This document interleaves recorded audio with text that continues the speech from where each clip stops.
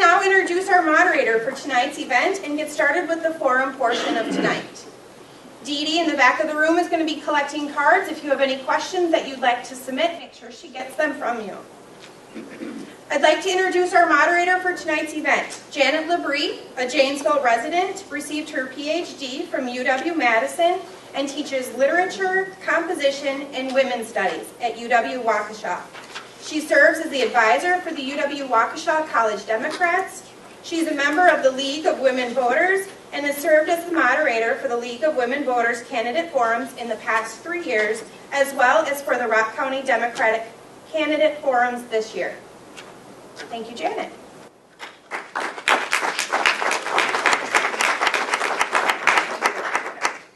Thank you very much.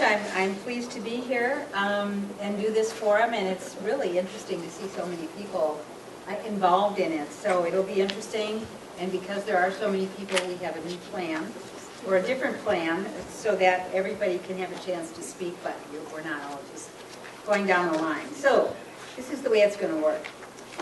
We will begin by asking each candidate to make a 1-minute introductory statement. At the end of the evening, each candidate will be given time to make a 1-minute closing remark. We have a timekeeper who will show a 10-second warning card and a stop card when your time is up. Okay, there it is. He's the man. Due to the size of the group here then, after we have the 1-minute introductions, we will pose a series of questions based on the topics that were introduced, but what we'll do is just have 2 people answer the first question, the 2 people in line, you're organized alphabetically, and then 2 people answer the next question, and so on and so on. And at the end, we'll also have questions from the audience, and we'll continue with that same plan of 2 people, and we'll keep changing the 2 people so you're not always paired for the same dance, so to speak. And then at the end, and this will include questions from the audience. Then at the end, we'll open up the floor to any candidate who wants to provide a 1-minute response to anything that came up here. So you might want to take note if there's something that comes up and it's not your turn that you would like to speak to. So keep that in mind. So let's begin by having the candidates do their 1-minute introduction of themselves. We'll begin with Brian Fitzgerald, who's a Republican running for the 15th Senate. Thank you. First of all, I want to thank you for inviting me tonight, and also thank everyone for coming tonight. It's not often I get to do a forum like this. In general, these are political, strictly political, and not about specific issues. I believe one of the ways you'll solve this is this multi-pronged grassroots peer-to-peer approach. You have to have, excuse me, summer cold. You have to have people of similar age dealing with the people that have this problem, regardless whether it's alcohol or heroin or whatever, and getting them to convince them either not to begin this or to get some help. You have to approach their thinking and their behavior at this age. I think as people get older, they tend to get fixed in their methods and are less likely to change. I believe we need to address specifically. That's enough. Okay. Thank you. Minutes are short. Andy Jorgensen is here. He's a Democrat running for the 43rd Assembly. All right. Thank you very much, and thank you so much for all the groups and the folks putting this on tonight. And also thanks for the voters for being here too. It really is nice to see a good crowd here talking about some very important topics in our state especially. I am Andy Jorgensen. A little bit about me. I live in Milton, married to my wife Tony for 21 years. We have 3 children, Jens, Miles, and Cameron. So I'm a dad. I serve in the state assembly, have served 4 terms. I'm seeking my 5th.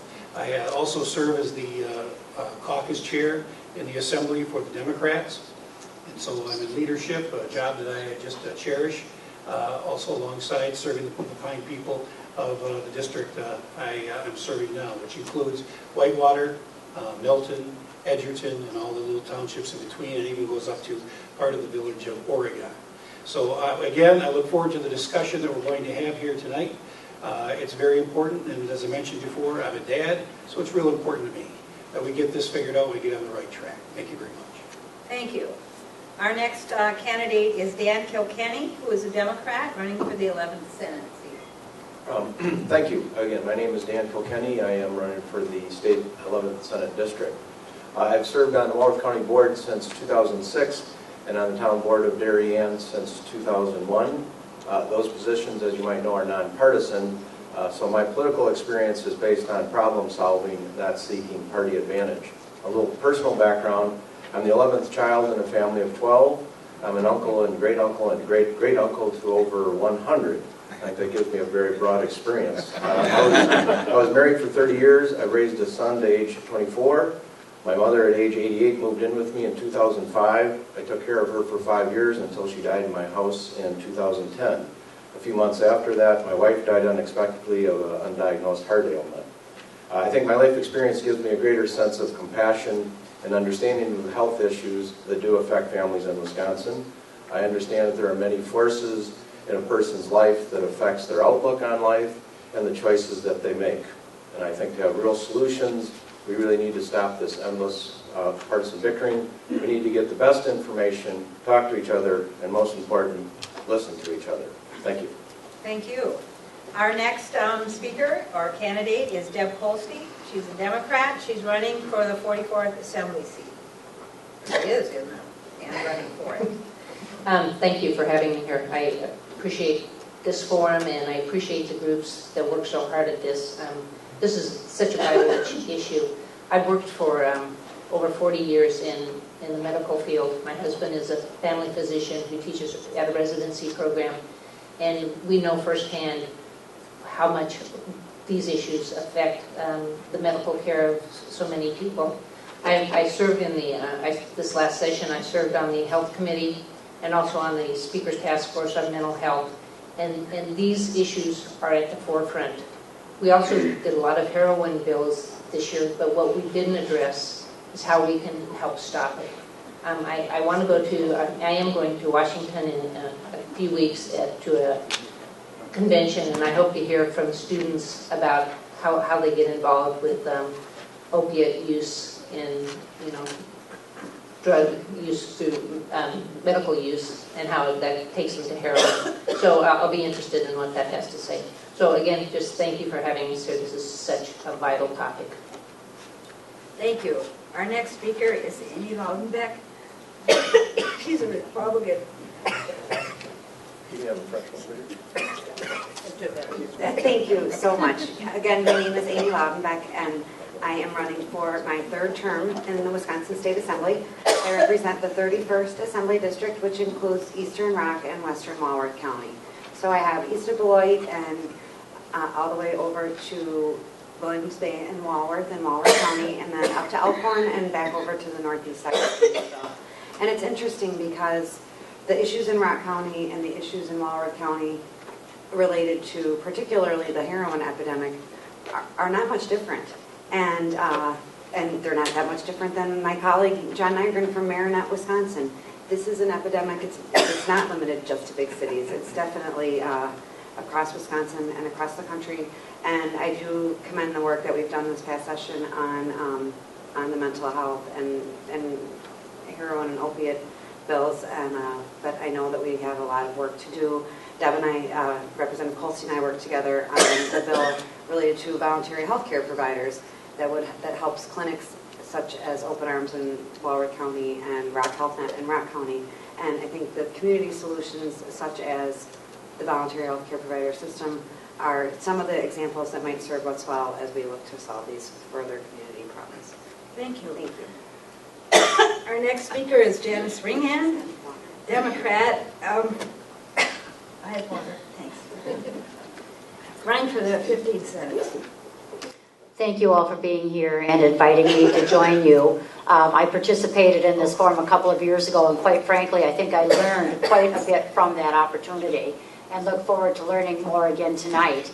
I currently represent the 45th Assembly District, which is part of Rock County, including Beloit, Orfordville, Evansville, and part of Greene County, which is Albany, Brodhead, Judah, and the surrounding areas. For the Senate District, I'm running for Senator Cullen's seat, so that's easier just to say that people know where the area is. And I'm really excited to be running for this seat, and I understand the issues that we are dealing with here tonight. A lot of them are very old issues. The heroin tends to be a newer issue, and I did sign on for the bills that we passed this past session.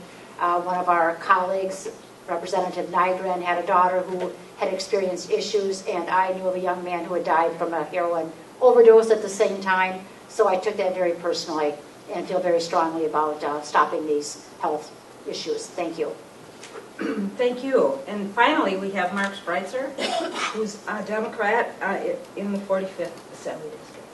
Good evening. Thank you for hosting this forum, and thank you all for coming out tonight. I'm Mark Spreitzer, running for the 45th District. That's the seat that Representative Ringhand currently represents, which is roughly Beloit, Orfordville, Evansville in Rock County, and then Brodhead and Albany in Greene County.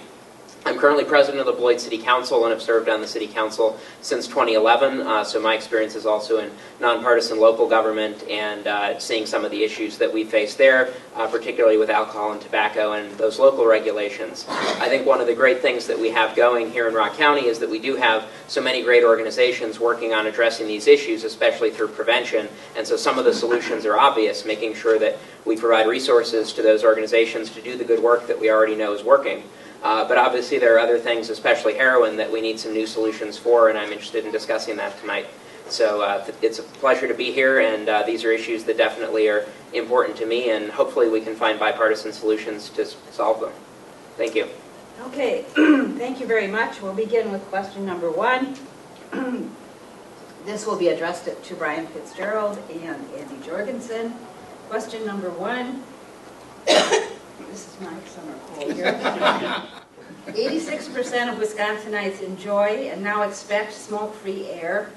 How can the state legislature ensure that Wisconsin citizens can continue to enjoy clean indoor air? Brian? Well, we could start by not changing any of the laws we already have. I would also favor bringing some of these new tobacco products that are specifically aimed at teenagers and children under some of the current laws for other tobacco products. I think they should be taxed the same and they should be treated the same. They're products meant for adults, tobacco, and I believe we need to keep them out of the hands of children and educate the children why they shouldn't get started. Thank you. All right, Andy? Well, it's supporting some laws that just got changed. When the Democrats were in control in 2009, we passed the Smoke-Free Wisconsin Act. When he first ran for governor in 2010, Scott Walker flirted with the idea of repealing this law. I'm glad to say, however, that the law continues to grow in popularity and remains in place today. And hopefully the act will continue to reduce the health-related costs associated with smoking. And there are several bills that have been presented this last session. I can get into those, but I only have a minute, so I probably won't. But there are a lot of bills that do make sense as we move forward, and they're introduced to electronic cigarettes. You told me something like that was going to exist 20 years ago, I wouldn't have believed you. But it's here. And so we have to look at the science, we have to look at the facts, we have to look at where this is going and what's best for the people in Wisconsin. But laws that are also already on the books are laws that can be repealed at some point. And like I said, the governor flirted with that, decided better of it, but we have to keep the discussion going. And that helps with keeping laws that do make sense, like the smoke-free law, on the books. Thank you. Thank you. The next question will be addressed to Dan Kilkenny and Deb Kolste. The question is, knowing that no tobacco product is a safe tobacco product, in your opinion, what are the steps we should take to ensure our kids don't have access to or are not attracted to these dangerous other kinds of tobacco products, such as candy-flavored cigars?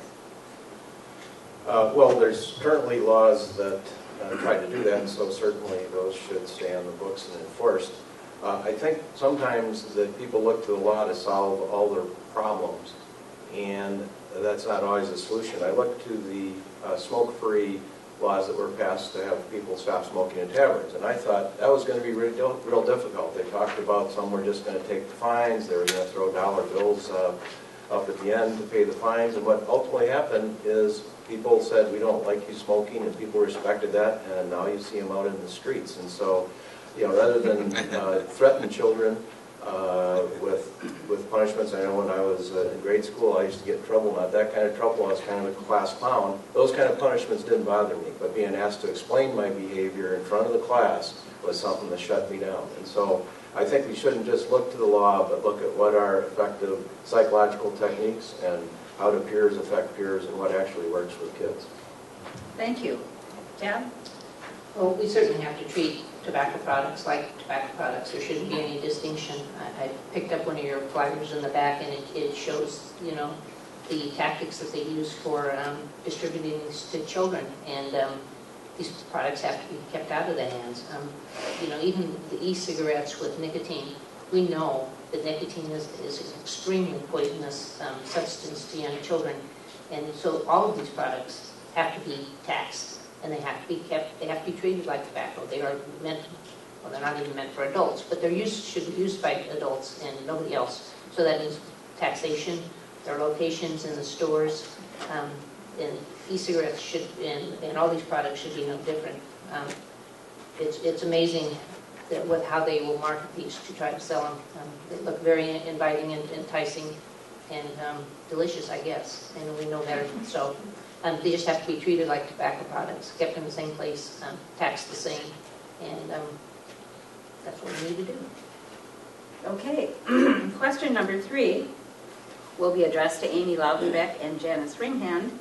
The question is this: Wisconsin and 3 other states allow underage drinking in a licensed establishment if the alcohol is purchased by a parent, guardian, or spouse over the age of 21. What do you think the state legislature can do to reduce underage drinking in Wisconsin? Amy?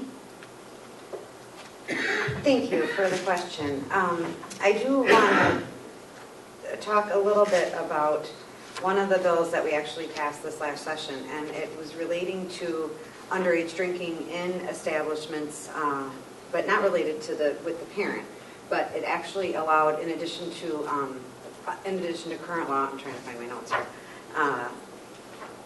that the establishment would actually have the ability to penalize the patron if they had provided false identification. And so that, I think, was one of the initiatives. I think it actually passed on a voice vote in the Assembly, and was something that I think we universally agreed upon, that there's a burden. I know you do your checks in establishments for tobacco sales, but there's also a responsibility on the underage patron if they're going in there with fake ID to actually, you know, the burden's on the establishment and on the youth. And on the loophole, I think we could have a healthy debate on it, and I think that a lot of the things that you do make sense because it sends the wrong message. Thank you. Janice? Yeah, this is a rule that I really have a hard time understanding. The law is 21, it should be 21. I don't know why that loophole is there. It doesn't make a lot of sense, and I certainly think it could be reversed. You know, when I was growing up, the age was 18, but it was clear cut. You only were allowed to drink beer. You were not allowed into an alcohol establishment. So there was a big difference at that time, but the rules have changed since then, and I just don't think it's wise to allow underage drinkers into an establishment when they're just not old enough. The law is the law, and why that loophole exists is beyond me, but I think we certainly could address that in some way and remove it so that those young people are not allowed to participate in establishments like that. Thank you. The next question, number 4, will be addressed to Mark Spreitzer and Brian Fitzgerald. The question is, alcohol misuse places significant costs on all Wisconsin taxpayers and burdens the limited resources of local law enforcement. How should the state of Wisconsin go about reducing the burden of alcohol in our state? And we'll begin with Mark. Well, it was mentioned earlier that Wisconsin doesn't put money toward treating alcohol addiction, and I think that would be a great place to start, because so many of the issues that we see with alcohol misuse, it really is an addiction, and especially when we see repeat instances of drunken driving where people having 5th, 6th, 7th DUIs, there's an issue there that goes beyond whatever punishments we're doing, because they're not working, and we need to treat that as an addiction, and I would support making sure we fund that, and I think if we do something with the alcohol tax to provide that funding, that would seem like a fair place to start. So that would be one thing that I would approach, and then certainly we need to be doing more on the prevention side to make sure that people understand the consequences of alcohol misuse, in particular binge drinking and drunk driving. There's been a lot of awareness of that, but we're still seeing the high numbers. So we need to make sure we're providing the resources for that, and in particular for addiction treatment, because that's really how it should be viewed. When people can't stop after they've been arrested multiple times, there's a real problem. Thank you. Brian? I agree with Mark. I also think that, well, I don't understand how someone with 3, 4, 5 DUIs even has a license. If they have a need to get to work, they need to find a friend, they need to use a bus, they need to find a different way to get there. There's no reason at all someone with that many DUIs should be allowed into driving a car. I think also treating addiction is kind of on the tail end of this. I would support more prevention and education. I know in 1972, I was going to Craig, and I was a senior, and Wisconsin turned 18 in March of '72 for everything. And so you could get married, you could drink any kind of alcohol, and part of the logic, which seemed illogical when you look back at it, was that these kids were in Vietnam dying, they couldn't vote, they couldn't have a beer, they couldn't get married, so they made it all 18. And I can tell you that was a fiasco. Just a really bad idea. Thank you. Thank you. The next question will be answered by Andy and Dan. And excuse my information. That's fine. What role can you, as a possible or actual state legislator, play in reducing the heroin epidemic in our communities? We'll begin with Andy. Well, there is a lot of going on when it comes to heroin, and what's going on in the state legislature too. As it was mentioned before, we passed several laws this last session, and letting people know what they do is one of the things that we can be helpful in all of this. Because a lot of times we do a lot of things in the Capitol, and it never leaves the walls beyond the Capitol limits to exactly what we did. But when it comes to heroin, things that were addressed, we encourage people to call 911 if they think their friend is overdosing. This is something that was a problem that I'm not going to call 911. I'm high too, so I'm not going to do the right thing. This law changed that. Authorizing the first responders who have necessary training to administer emergency medications to the case of suspected overdose.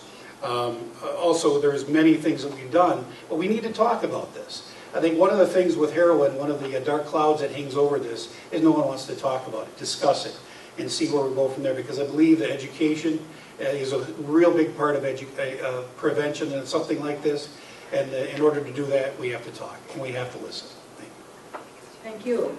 Dan? Yes, I think the things that Andy talked about certainly make sense in making it easier for people to call and help. But from the statistics that we saw, a lot of people are abusing pain killers that they get legally, and I think the medical profession really needs to take a much closer look at that. It needs to be controlled.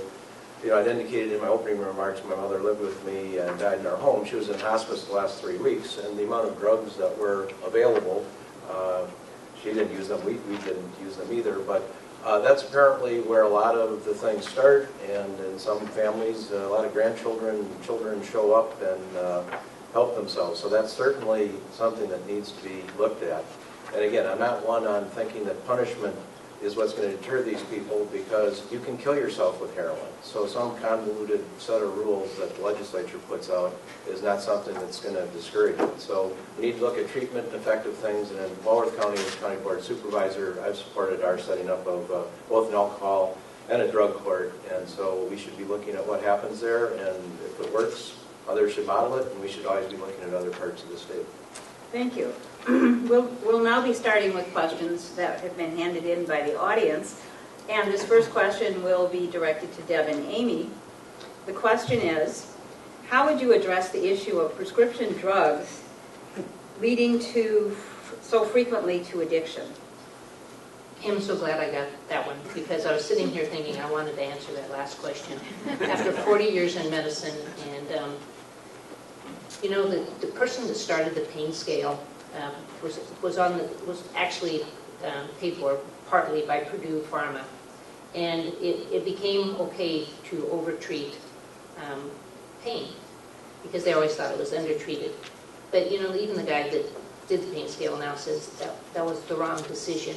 We have got to change the mentality that physicians will just hand out prescriptions. There was a heroin update from the police and sheriff's department, and I asked if you go to a scene and you find that the narcotics are there, you contact the physicians immediately, because they need to know that if they're not being used as they are prescribed, then the physician needs to know that. We need to change some of the prescription habits that physicians have, and I'm going to work really hard on this if I am elected again. I think I have talked to the Medical Society already, and this is something that just has to change. Thank you. Thank you. Amy? Thank you for the question, and I think it is very relevant. And even to follow up on what Dan said, when my mother recently passed away and had pancreatic cancer, and she had a lot of pain medication, and even though she was in community hospice or residential hospice, I ended up with everything from her condo, from the hospice. They don't want to have it and work with it. So, but I was able to locate the Mercy drop-off right at and we're very lucky in Rock County. We have a lot of prescription drug drop-off programs. Walworth County is I think, going to be ramping up, and one of the bills that we passed this last session is going to authorize more of those community-based collection programs. So I think that's important. And I also think that there's been some scaled up outreach with community organizations sponsoring billboards that talk about the availability and accessibility, and I agree with everything that Deb said as well. I agree, but the ads that show the accessibility of prescription drug medication in medicine cabinets at home that can be accessed by other members of the household and by youth, and to really treat your prescription drugs as something that can be abused, and to make sure that you're aware of that and keep them locked up and safe. Thank you. The next question will be addressed to Janis and Mark. What are your thoughts on marijuana legalization? And there are two ways to think about this, and one is the prescription drug legalization. The other one is recreational legalization of marijuana. Janis? Yeah, that's a tricky one. I have gone on record as saying that I'm okay with legalizing marijuana for prescription use, that there are benefits to certain illnesses. But as far as recreational use, I really have not made a decision on that yet. I really have a hard time struggling with it and justifying it. I know that our courts are overloaded, our jails are overloaded with people who are there because they had minimal amounts of marijuana in their possession when they were arrested. And I know I've even talked to some judges who are in favor of legalizing it, just so that we don't have a court system clogged with it. But I cannot accept the health effects of it. I think it's just wrong. I think the addiction is wrong. And so I've had constituents send me letters, both in support and against. And at this point, I have not made a firm decision because I've not learned what the long-term health effects are. But I'm leaning definitely against it, and I know others in the legislature are leaning towards it. But at this point, I've not made a decision. So thank you. Thank you. And Mark? I'm coming at this from a fairly similar place to where Janis is. I'll talk a little bit more about how I approach the legalization of recreational marijuana. I do support decriminalizing. I think that if marijuana is the only issue that somebody is caught with, that shouldn't be something we're sending people to jail for. We should be treating that as an addiction and coming up with alternatives to actually putting people in jail for it. So obviously there are a lot of other crimes that can come along with that because it's an illegal drug, and those need to be dealt with. But if we're just talking about being caught with marijuana, that's where I am on that. In terms of actually legalizing it, I'm watching closely the other states that have done that. We might have more states that vote to do that this November, and I think there are lessons to be learned from that. So I'm not in favor of doing that right now, but I think we have the advantage of seeing the laboratory that our country is on this issue and what works and what doesn't. But if we do it, we need to think about how to do it, and we need to do it right, and we need to make sure that it doesn't become okay, it doesn't become something that kids are doing. It needs to be as taboo as we're being successful at making cigarettes. And right now we're seeing that marijuana is becoming less taboo. So I think that's something that we need to really look at if we do go that route. Thank you. The next question will be addressed to Brian and Andy.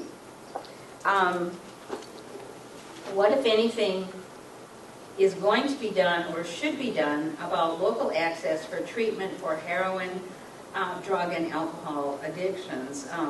Most heroin cases need inpatient cure, but we have no resources for this in Janesville. Beyond Tellurian and in Madison, what kinds of things need to be done about this? That's Brian. You want me to go first? I do. Well, Rock County is rather unique in the U.S. in that we're one of 50 counties that qualifies for federal funds to attempt to fight the heroin problem we've got here. At this point, I think most of those funds are going to either the police, the DEA, and local law enforcement for overtime and a variety of other things that go with the stepped-up enforcement. And I think we need to look at that and see if some of those funds could be used for a problem like this, because there's no easy way to get off heroin. You have to go and do an inpatient facility. You just can't do it at home. And we need programs like this around here where people don't have to go hundreds of miles to get treatment. Thank you. Andy? Thanks for the question. You know, I mentioned before the legislature passed 7 bills that had to do with heroin and heroin prevention, and one of them was to create 2 or 3 new regional comprehensive opioid treatment programs to provide treatment in rural and underserved high needs areas. What that means to me is that means that it's not, we know better that it's just in our bigger cities and in our state, it's our state. And to answer your question, we got to make it a priority, and it's going to take groups like yours to not only educate the public, but also who represents you. It all comes down to money and being able to make it a priority, and that takes resources to do so, and this needs to rise to that level of being a priority, maybe done in the budget, maybe done on a standalone bill. But I think learning more and more about how when that money is spent on the front end, it's better spent there, and you save a lot of money rather than not addressing it at all. And I think this is a perfect example for that situation. Thank you. The next question will be answered by Dan and Deb. Other states use taxing authority as a step to prevent underage drinking. What measures would you undertake to bring alcohol taxes out of the 1970s? Dan? I didn't write this question. Well, I think the obvious question, if you're talking about taking out of the 70s and changing it, would be to take it out of the 70s would be to change it. I haven't been in the legislature, so I don't have a comprehensive picture, but I do think we need to look at sources of revenue. Unfortunately, a lot of the Republican side has signed the Grover Norquist pledge that they'll never raise any tax of any kind ever, which means I call that the no think pledge. You do need to rebalance as time changes and look at different angles. I'm not usually in favor of using tax as a method of changing people's behavior. I think that distorts the economics. But if you're talking about alcohol, beer tax, cigarette tax, there's usually particular problems directly associated with that. So if I were in the legislature, again, I'd want to look at a comprehensive view of our tax system, resources, what needed to be raised and where, and of course, as a representative, you need to talk to your populace and find out what they think. Thank you. Deb?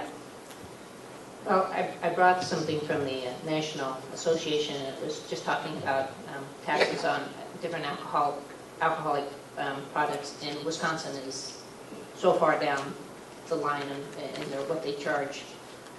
So, I don't have a fear of raising the beer tax, but it still concerns me because there's no way, if we don't have programs within the state to use that money for prevention, then there's no reason to raise it. So if we're going to raise it, we need to tie it to some sort of money that goes into prevention. And there's obviously room to do that. So, but again, I say, if we're going to raise the beer tax, then we need to tie it to something that would get the money back to the communities so that they could use it in prevention. Thank you. The next question will be for Amy and Janis. What do you think is the correlation between drugs and alcohol abuse and misuse and mental health? I suspect there is a correlation. I do not have, you can see from my notes, I like to have notes in front of me. But I was actually just reviewing some of the information from the Mental Health Task Force, which talked about treatment and diversion programs for mental health. And basically, we started with, we have the drug court, then we have the OWI court, and we have, we're going to have a mental health treatment and diversion court.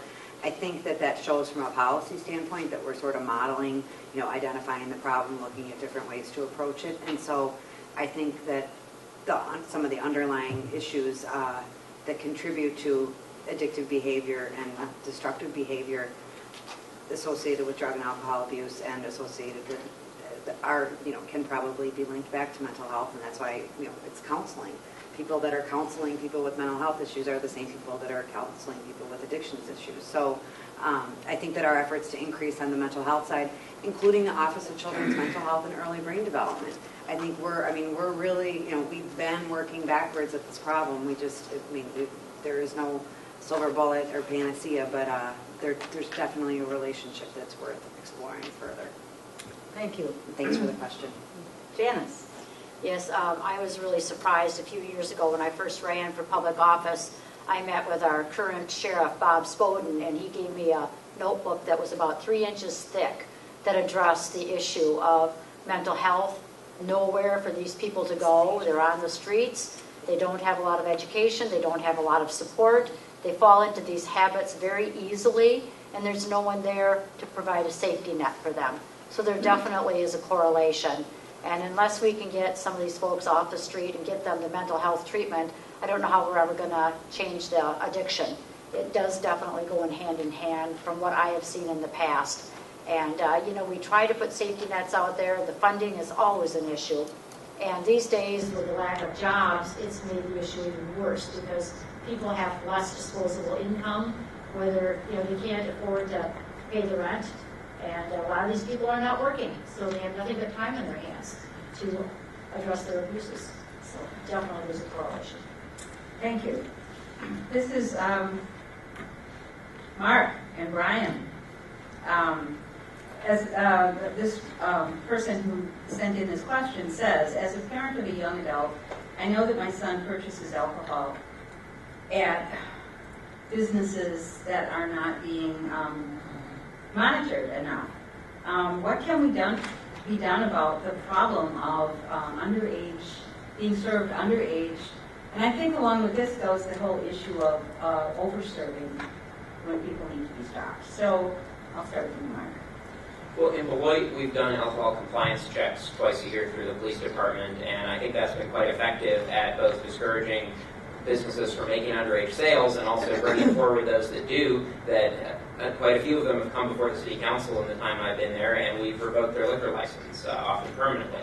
So I think that's something that we can encourage other communities to do, and there may be a state role in that, I'm not sure, but certainly I think communities can look at that model and do that kind of enforcement because it's a great way of sending a clear message that we mean business. And I think we've seen the results of that after a few people got the word, we're starting to see very few violations. So that would be a place that I would start, is just getting serious about enforcement on that. Another thing is trying to establish community norms about where products are located, and I know that that's something that many of these groups are doing, and encouraging stores to keep their alcohol products in a separate location, in a different refrigerator, whatever the case may be, so that they're not right there by the cashier waiting for a kid to grab it. So those would be two places I would start. Okay, thank you. I'm a Janesville City Councilman, and we also do compliance checks through the police department. And as in Beloit, we carefully track the compliance. I'm also on the alcohol license committee, and so we track the compliance very carefully. And same thing, we can impose fines or we can revoke a license if this continues to happen. I also led an effort. Janesville recently tried to issue another 6 liquor licenses for liquor stores, and I led the effort to defeat that. Believe it or not, that was brought to us under the heading of economic development, which I found almost laughable.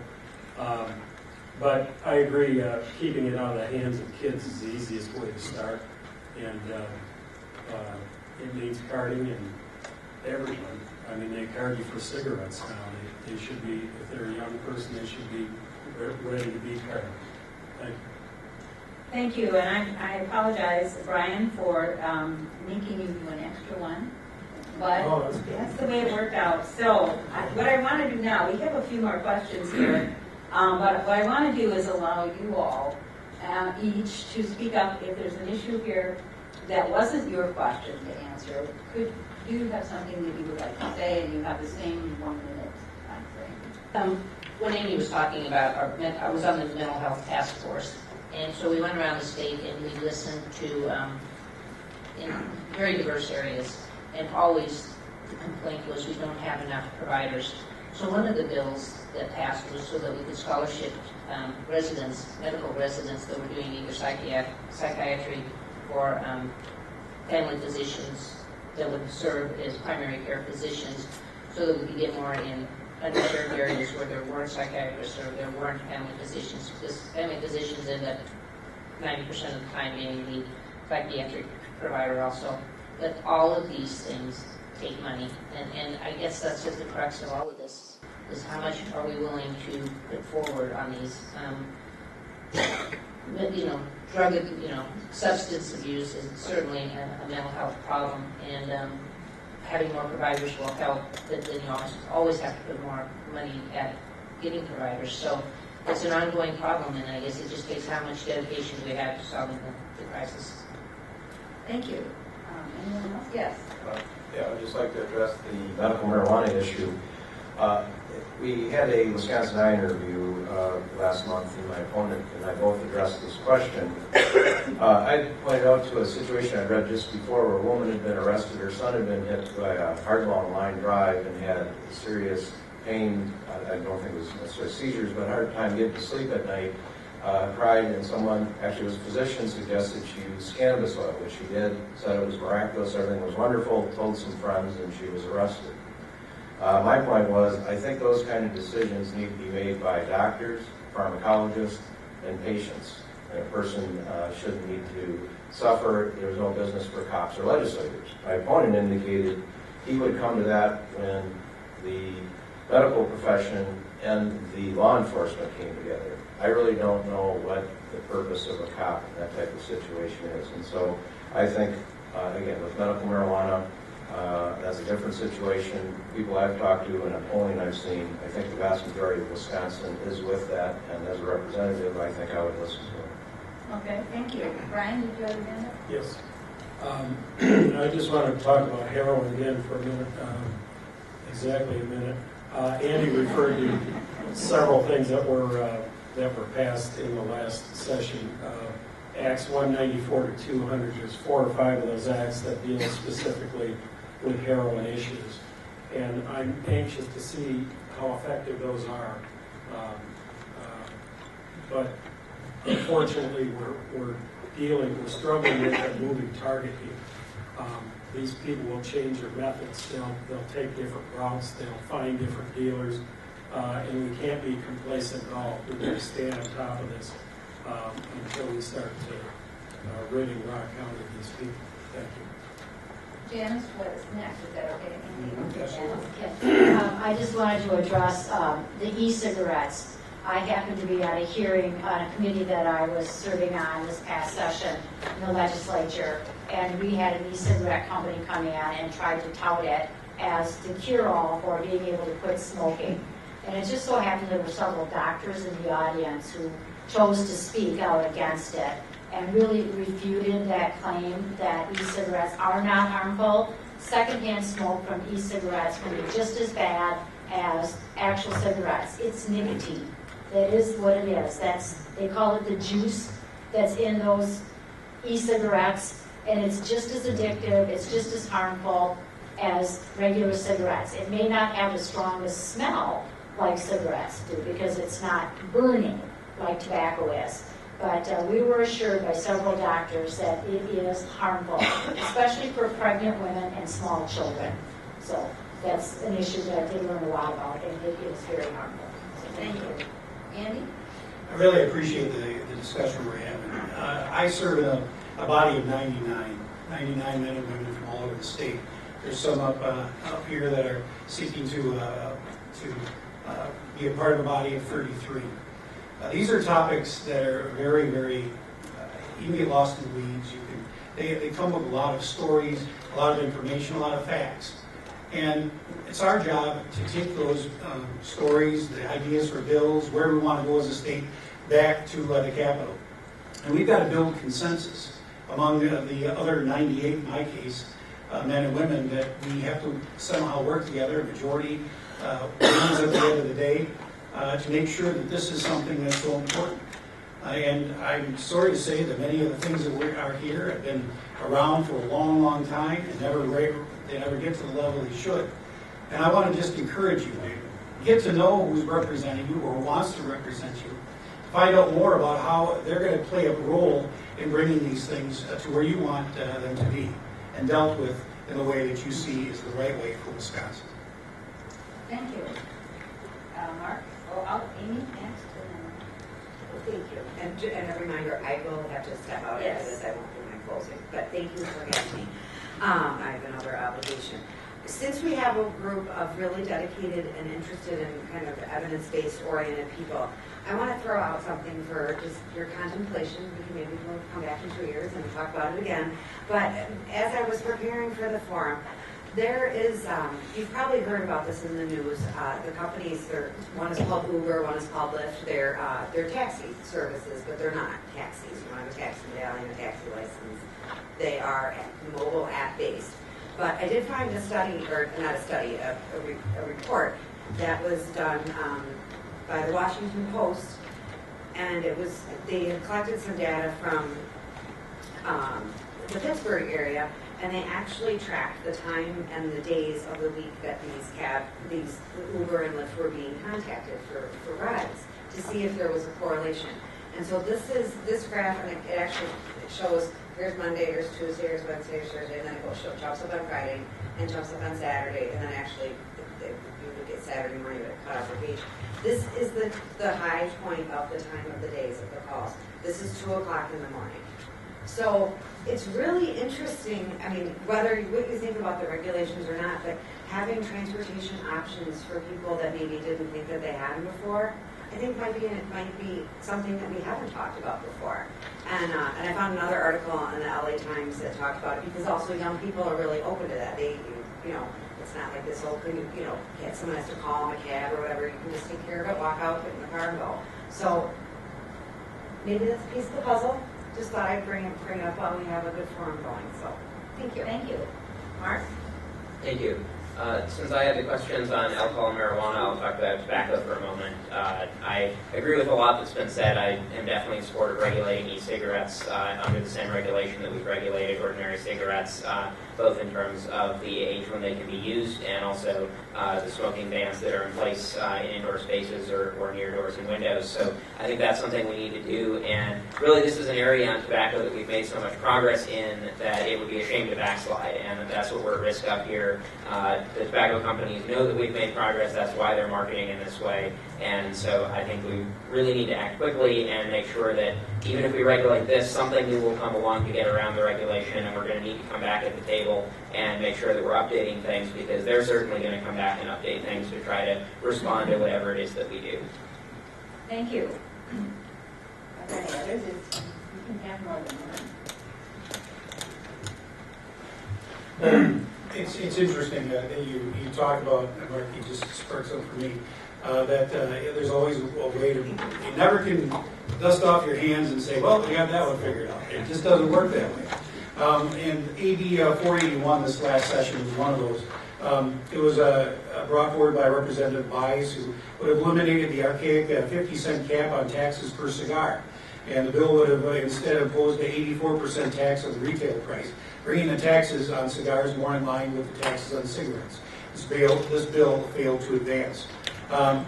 There was also a bill that would have expanded the Smoke-Free Wisconsin Act of 2009 to include private residences that are used as licensed child care centers. This bill failed to advance. And we talk about ones like that, but here's another one. This bill was brought forward by Senator Grothman. It would have specifically exempted electronic smoking devices from the Smoke-Free Wisconsin Act of 2009.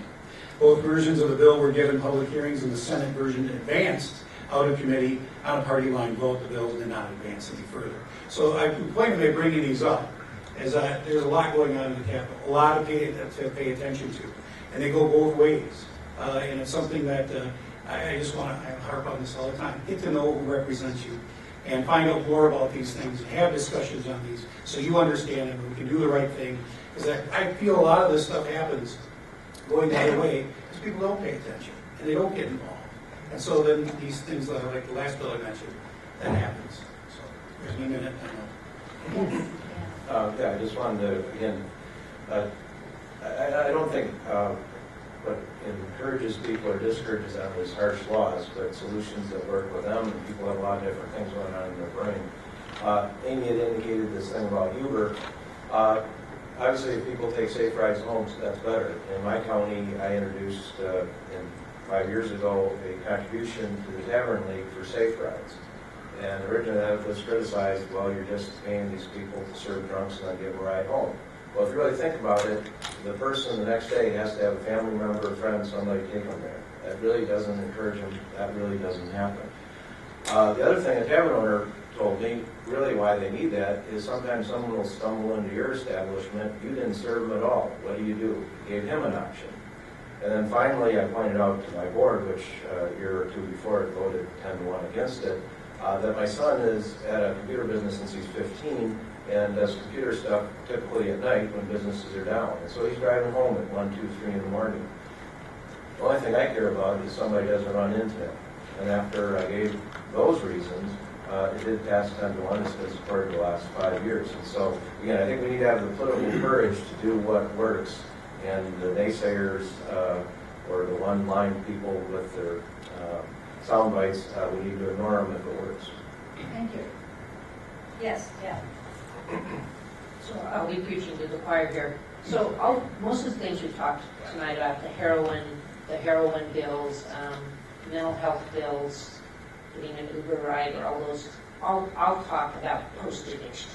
People are already addicted, and what I think this group represents are what can we do to stop some of those addictions, and those are all going to take money. Like I said, getting more providers out there to try and educate or to do something so that there's not this proliferation of opiates out in the world for kids to get a hold of, or even adults.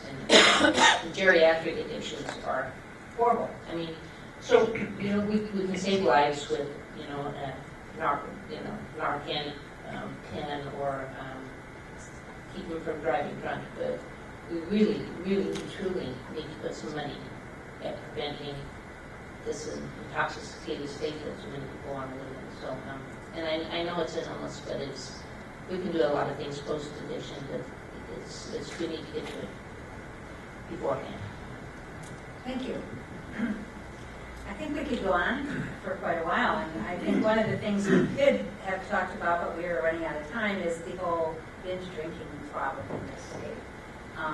But we've come to the end of our time together, and so what I'm going to have each of you do is provide us with a 1-minute closing statement, and we're going to start with Mark on this.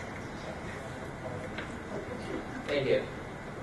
It's been a pleasure to be here and share ideas tonight, and this is probably one of the most bipartisan forums we've had. I think we've all offered solutions that I can get behind to these issues, and certainly prevention is the place to start. There's a lot of good prevention work being done. It needs more resources, and you just have to look at the dollars to show that every dollar spent on prevention saves multiple dollars down the line in costs, and I think that's the best way to make that case to anybody who's concerned about the cost of it.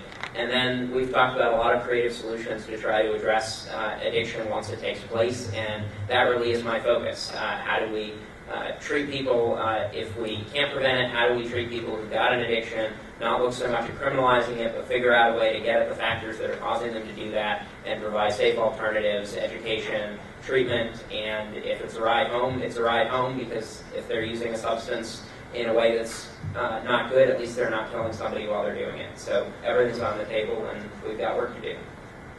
Thank you. Janis? Thank you. I think Mark was looking at my notes. Peer pressure, prevention, and dollars written down. But that is where we're at. And I have learned through the youth-to-youth group, in dealing with them several times in the past, that the peer pressure is working. That's something that I think really needs to be applied. And as your groups stay active and get to each other, I think that's one of the best ways of preventing abuses of any sort, whether it's drugs, alcohol, tobacco.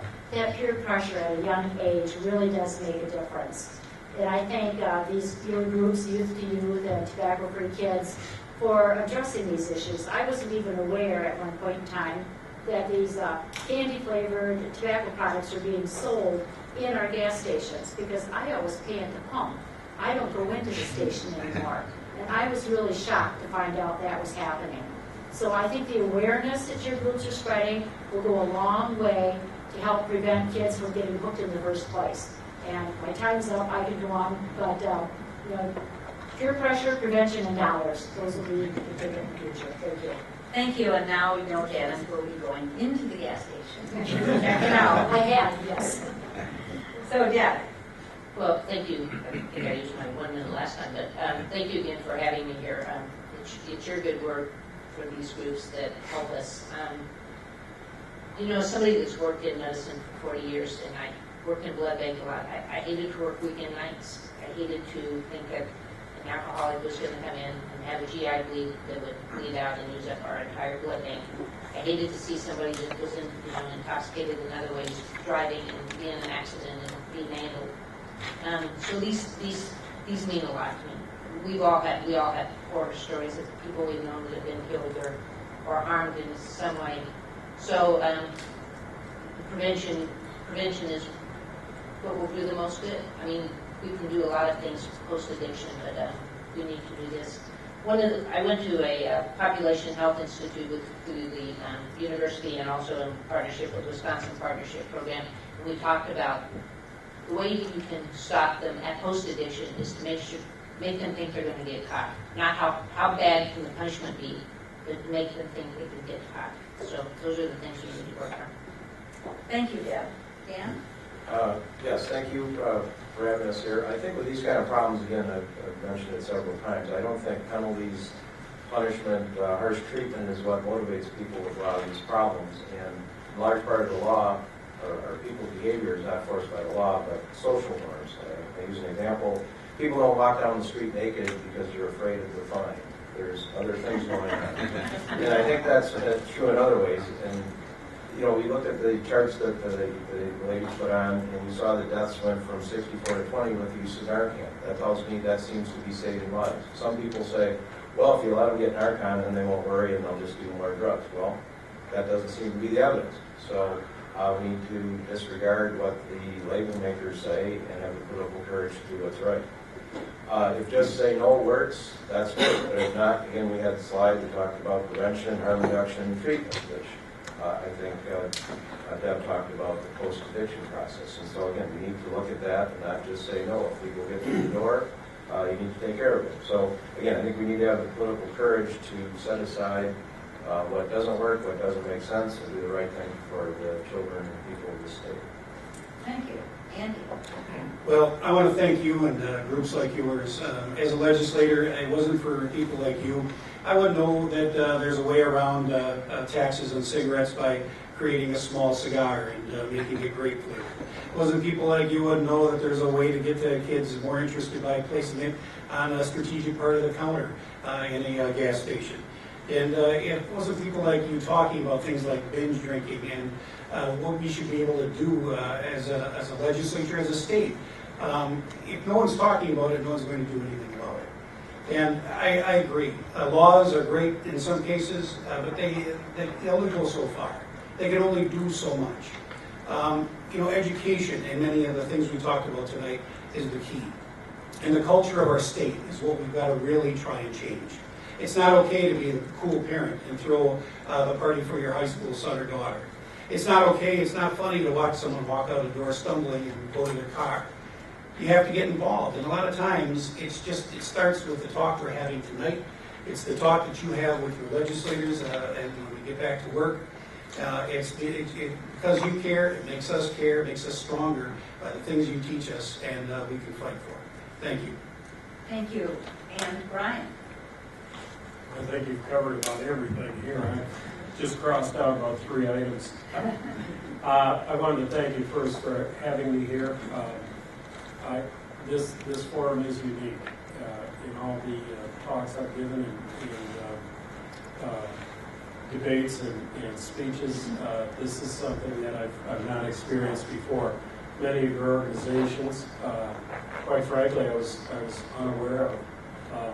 But I want to wish you all the best on your good works. We need you very much. I'm happy to know that about these organizations and everything you do. I'm a father and a grandfather. And if your family hasn't been touched by legal or illegal drugs or alcohol, you should be prepared because it will. I suspect maybe some of these organizations were founded by people whose families had already been through this and who had the experience and knowledge to move forward. Thank you again for inviting me, and I want to thank all the other members who came tonight and gave their input. Thank you. And so I want to say to you audience and you candidates here, we hope that you all got a great deal out of tonight's forum, and that you will go forth and share this information and these ideas that are really important with other people. And please, all of you, remember to vote on November 4th. It's vitally important. Thank you.